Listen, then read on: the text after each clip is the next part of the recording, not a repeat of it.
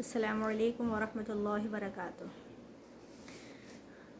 معزز ناظرین، آج میں آپ تمام کے سامنے سحری کی اہمیت و فضیلت اور اس کی برکات کے بارے میں بیان کرنے جا رہی ہوں۔ نحمدہ ونصلی علی رسولہ الکریم، اما بعد، اعوذ باللہ من الشیطان الرجیم، بسم اللہ الرحمن الرحیم۔ آج ہم روزہ اور سحری کے موضوع پر گفتگو کریں گے۔ سحری روزے کا اہم حصہ ہے کیونکہ روزے کی ابتدا یعنی روزے کی شروعات سحری سے ہوتی ہے۔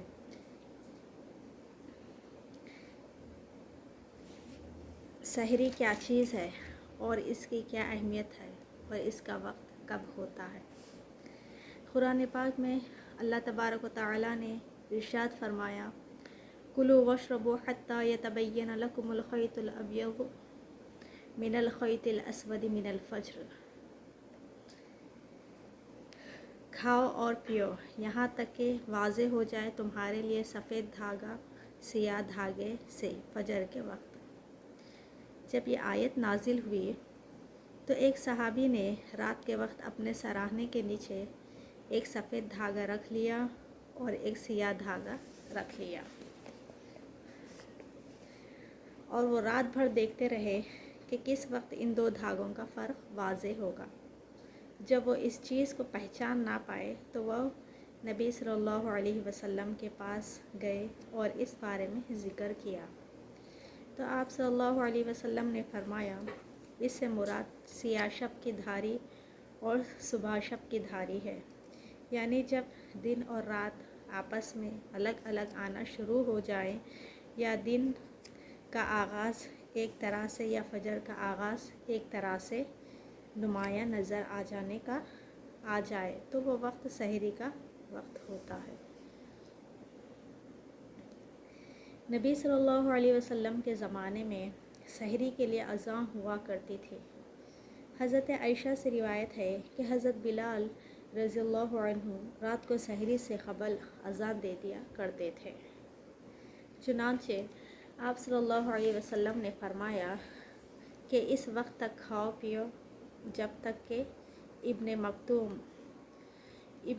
مکتوم اذان نہ دے دے، اس لیے کہ ابن ام مکتوم ایک صحابی کا نام ہے۔ اس وقت تک اذان نہ دیتے جب تک فجر نہ ہو جائے۔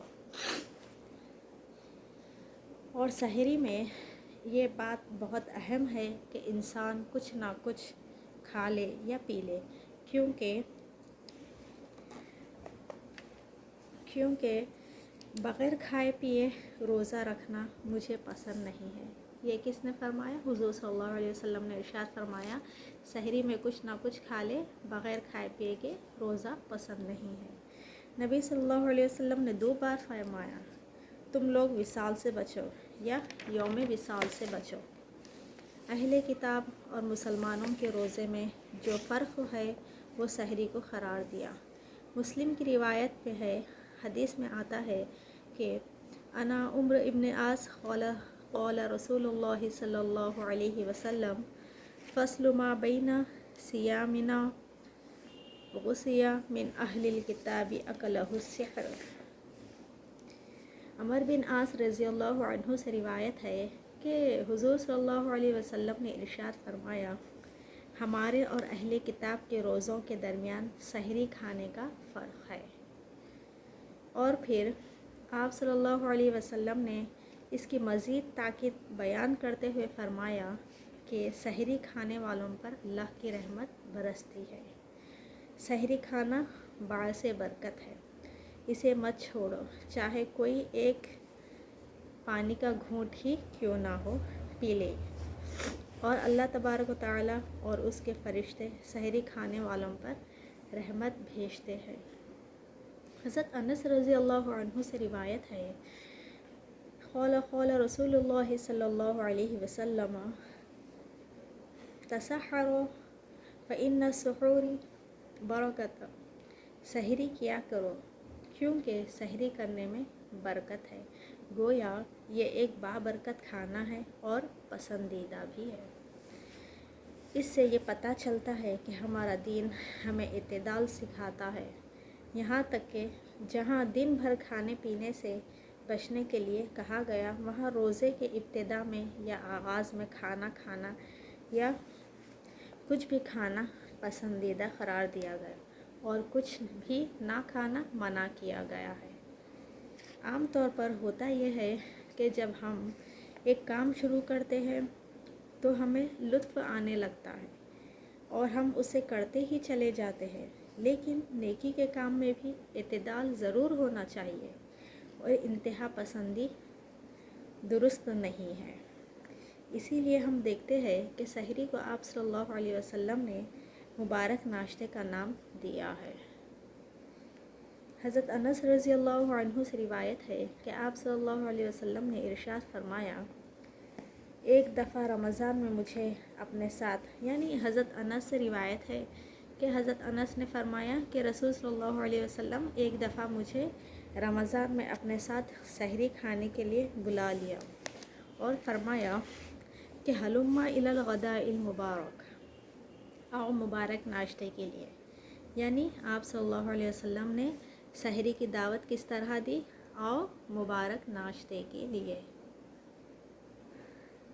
سحری آپ کسی بھی چیز سے کر سکتے ہیں، باقاعدہ کھانا بھی کھا سکتے ہیں، سحر میں کھجور بھی کھا سکتے ہیں، فروٹ بھی کھا سکتے ہیں، پانی بھی پی سکتے ہیں، لیکن سحری کے وقت کھجور کھانا پسندیدہ عمل ہے اور سنت بھی ہے۔